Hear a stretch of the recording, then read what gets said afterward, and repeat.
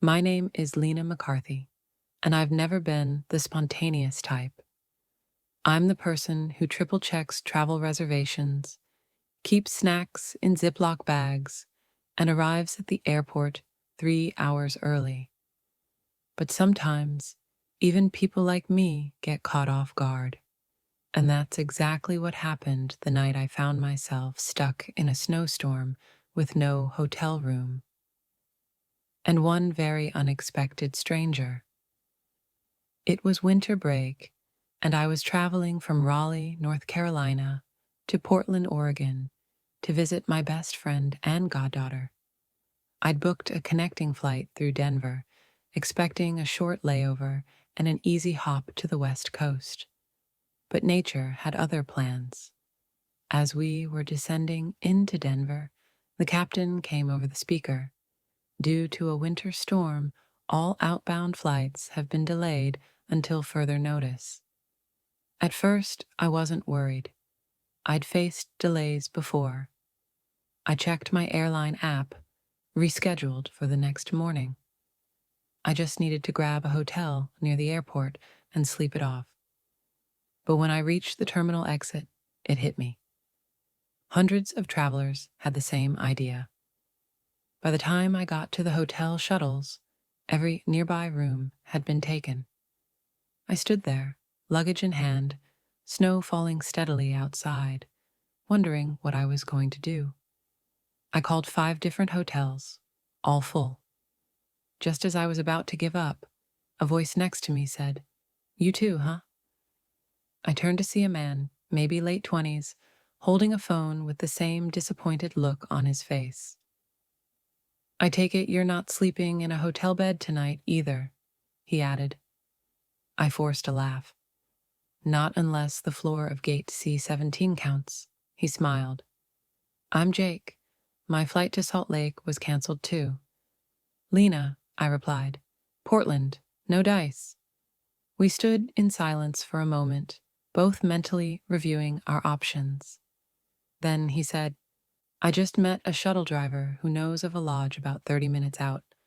Family run, barely shows up on apps. He's heading that way. Want to try it together?" Normally, I would have declined. Politely, cautiously.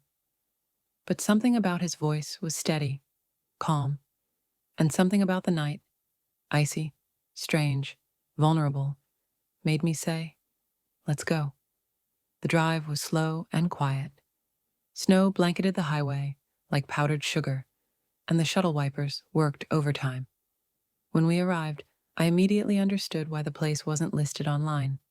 It was an old lodge, rustic but warm, nestled among tall pine trees. The manager, an older woman in a red cardigan, looked surprised, but welcomed us with cocoa and kindness. "I've only got one room left," she said, glancing at us. "2 beds, if you don't mind sharing the space." Jake looked at me. "Up to you." I hesitated, but then I nodded. We're both just trying to stay warm. That night was strange in the best way. The room had 2 twin beds, separated by a nightstand and a lamp that flickered when the heater kicked on. I stayed on my side. He stayed on his. We talked for hours about everything. Jake was a ski instructor who worked seasonally in Utah and spent summers backpacking in South America. I told him about my job as a middle school librarian and how I'd never taken a solo vacation. He said, "You should try it." I said, "I wouldn't even know where to start." He replied, "Start with one day. One place, that's all it takes." At some point, the power flickered out. The storm had knocked out the grid. We laughed in the dark, wrapped in layers of blankets, drinking lukewarm tea. It wasn't romantic. It wasn't awkward. It was just human.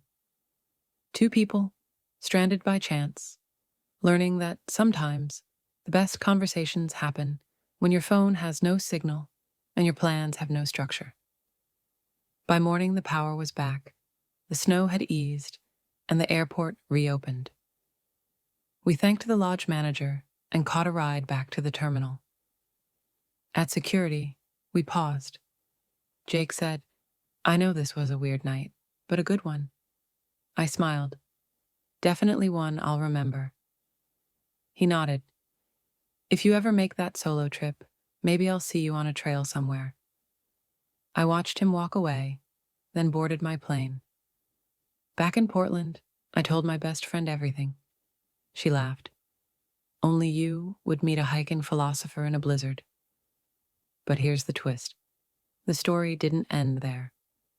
2 months later, I booked a weekend trip to Colorado. Not to find Jake, but to find something in myself I didn't know was missing. The courage to be uncomfortable, the curiosity to try new things, the openness to let the unexpected in. And while I never saw Jake again, I still think about that night. How he helped me realize that even the most careful, cautious people can thrive in chaos when they're willing to let go of the plan.